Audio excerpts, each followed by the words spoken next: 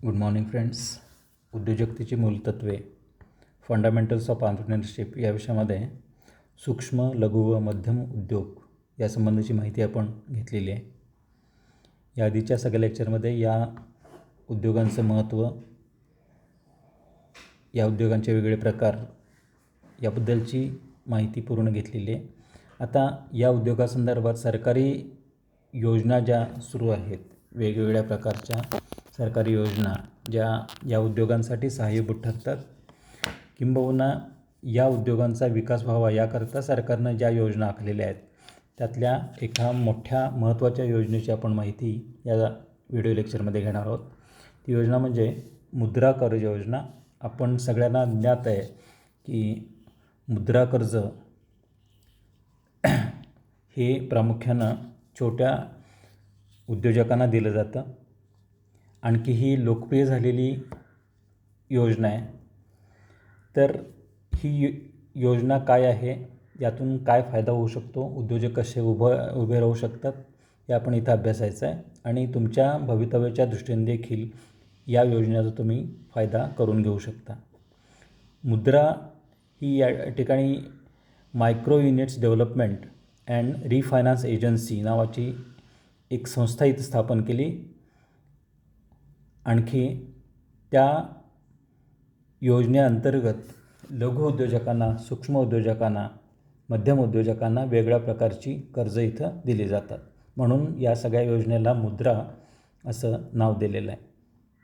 देशातील लघु उद्योजकांना सहजपणे कर्ज पुरवठा व्हावा या उद्देशानं पंतप्रधान नरेंद्र मोदी यांनी 2015मध्ये 20,000 कोटी रुपये भांडवल गुंतवून ही एक मुद्रा बँकेचं उद्घाटन केलं.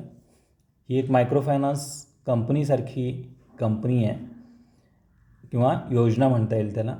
आणखी या योजनेअंतर्गत वेगवेगळ्या बँकांमधून कर्ज वितरित केले जातात. या बँकेतून लघु उद्योजकांना 10 लाखापर्यंतचं कर्ज उपलब्ध होतं. यासाठी सरकारनं एकूण 20,000 कोटींची तरतूद या योजनेअंतर्गत केलेली आहे. या बँकेच्या माध्यमातून लघु उद्योजकांना कर्ज देण्यासाठी इतर बँकांना देखील प्रोत्साहन दिलं जातं. म्हणजे सरकारी योजना असली तरी देखील यांचं रिफायनान्सिंग अशा प्रकारची ही योजना आहे. म्हणजेच सरकारनं हा जो निधी उपलब्ध करून दिलेला आहे 20,000 कोटीचा, तो बँकांना दिला जातो, वेगळ्या बँकांना दिला जातो. आणि ह्या बँकांमार्फत मुद्रा कर्ज ही या छोट्या उद्योजकांना, लघु उद्योजकांना, सूक्ष्म उद्योजकांना दिली जातात. याचं जे नियंत्रण आहे ते देखील या बँकांकडं असतं. म्हणजे प्रामुख्यानं गव्हर्मेंट बँका, सरकारी बँका ज्या आहेत त्यांच्याकडं या सगळ्याचं नियंत्रण असतं. या सरकारी बँकांमार्फत ही कर्ज, वेगळी कर्ज इथं दिली जातात.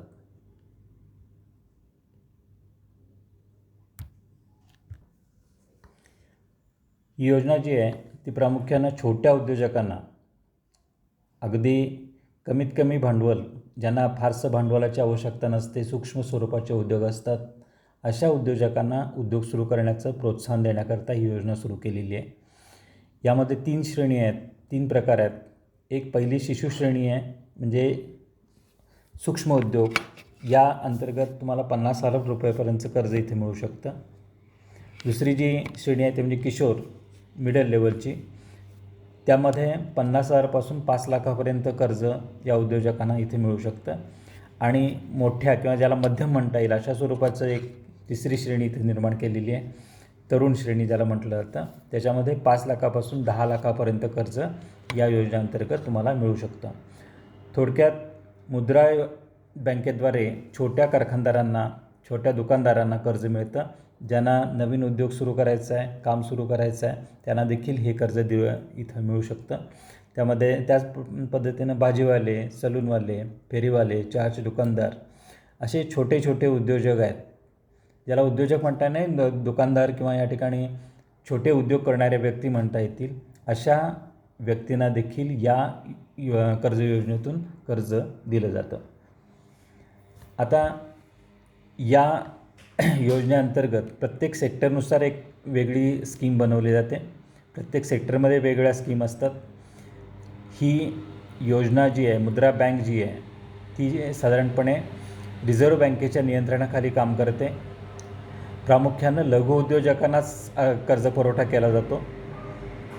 त्यांना मुद्रा कार्ड दिलं जातं. व्याजाचा दर देखील फार कमी असतो. आणखी व्याज भरत असताना किंवा परतफेड करत असताना फारशा अटी नसतात. या योजनेचं वैशिष्ट्य म्हणजे देशातील 5.77 कोटी उद्योजकांना वित्त सहाय्य केलं गेलं. वार्षिक 7% दरानं 10 लाखापर्यंतचा कर्ज पुरवठा केला जातो. 25,000 कोटीचं भक्कम सरकारी भांडवल आहे या योजनेकडं. सिडबी ही जी कंपनी आहे त्याची उपकंपनी या ठिकाणी निर्माण केली गेली. आणखी याकरता स्वतंत्र विधेयक मांडलं गेलेलं आहे. या योजनेसाठी समजा आपल्याला कर्ज घ्यायचं असेल तर त्याचं वैशिष्ट्य काय आहे बघा.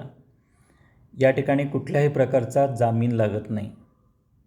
या ठिकाणी तुम्हाला जामीन द्यावा लागत नाही. हा एक महत्त्वाचा घटक असतो. मुद्रा योजनेमध्ये तुम्हाला जो उद्योग सुरू करायचा आहे या संबंधीची डॉक्युमेंट तुम्ही सबमिट केली की त्यासाठी जामीन कुठलाही आवश्यक नाही. कोलॅटरल्स किंवा मॉर्गेज तुम्हाला ठेवावं लागत नाही. मालमत्ता तुम्हाला तारण ठेवावी लागत नाही. स्वतःचं 10% भांडवल जे इतर योजनांकरता असतं त्या भांडवलाची इथं गरज नसते. ही योजना फक्त सरकारी बँकामध्येच इथं सुरू आहे. आणखी तुमचं 18 वय एवढं पूर्ण असलेलं पाहिजे. तुमच्याकडे काहीतरी नवीन प्लॅन असला पाहिजे. उद्योग सुरू करायचं या ठिकाणी व्यवस्थित प्लॅन केला, डॉक्युमेंट तुम्ही तयार केली तर त्या ठिकाणी तुम्हाला ही कर्ज मिळू शकतात. आणखी एक वैशिष्ट्य म्हणजे अर्जदार हा कुठल्याही बँकेचा थकबाकीदार नसला पाहिजे. म्हणजे थकबाकी असून चालणार नाही. तुम्हाला योजना यातून कर्ज घ्यायचं असेल तर थकबाकी असेल, दुसऱ्या बँकेची असेल किंवा ती थकबाकी भागवण्यासाठी कर्ज घ्यायचं असेल तर असं इथं चालू शकत नाही. फ्रेश असते, तरुण असलं पाहिजे, त्याच्याकडं विशिष्ट बिझनेस प्लॅन असला पाहिजे तरच त्या ठिकाणी या योजनेतून कर्ज मिळतं. त्यासाठी आवश्यक असणारी जे कागदपत्रं आहेत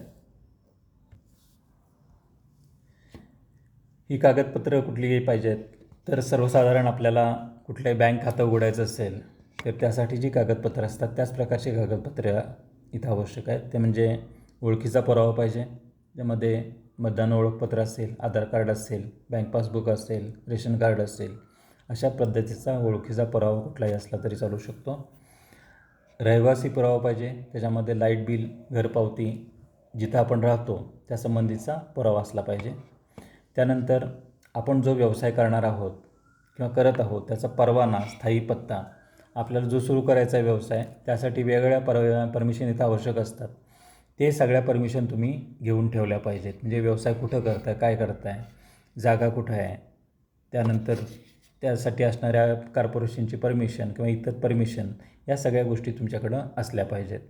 त्यानंतर व्यवसायासाठी लागणारं मटेरियल, यंत्रसामुग्री, याचं कोटेशन, बिलं, म्हणजे तुम्हाला जे व्यवसाय सुरू करायचा आहे त्यासाठी कुठली यंत्रसामुग्री लागणार त्याचं कोटेशन घ्यावं लागतं.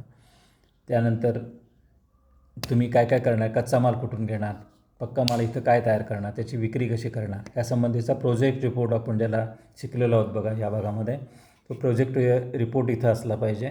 जे आपण लोन घ्यायचं आहे त्यासंबंधीची सगळी माहिती त्या बँकेला इथं पुरवावी लागते. आपण ज्या व्यापाऱ्यांकडून नाव घेणार आहे त्याचं पूर्ण नाव, पत्ता, डिटेल्स, म्हणजे कच्च्या मालाचे डिटेल्स सगळे तुम्हाला द्यावे लागतात. आणि अर्जदाराचे 2 फोटो इथं आवश्यक असतात. थोडक्यात सर्वसाधारण लोन घेण्याकरता जी प्रक्रिया राबवली जाते तीच प्रक्रिया मुद्रा योजनेसाठी इथं राबवली जाते. आणखी यातून कोणतीही पत नसताना इथं कर्ज मिळू शकतं. कोणतंही तारण द्यावं लागत नाही, कोणतंही जामीन द्यावा लागत नाही आणि तुम्हाला तुमच्या व्यक्तिगत संबंधांवर, व्यक्तिगत हिमतीवर, तुमच्या योजनेवर, कार्ययोजनेवर हे कर्ज इथं मिळू शकतं. म्हणून ही योजना जी आहे ती लोकप्रिय झालेली, अत्यंत लोकप्रिय अशा स्वरूपाची योजना आहे. याचा फायदा तुम्ही तुमच्या भविष्यामध्ये घेऊ शकता. आणखी एक अभ्यास म्हणून देखील ह्या योजनेचा तुम्ही अभ्यास करू शकता. थँक्यू.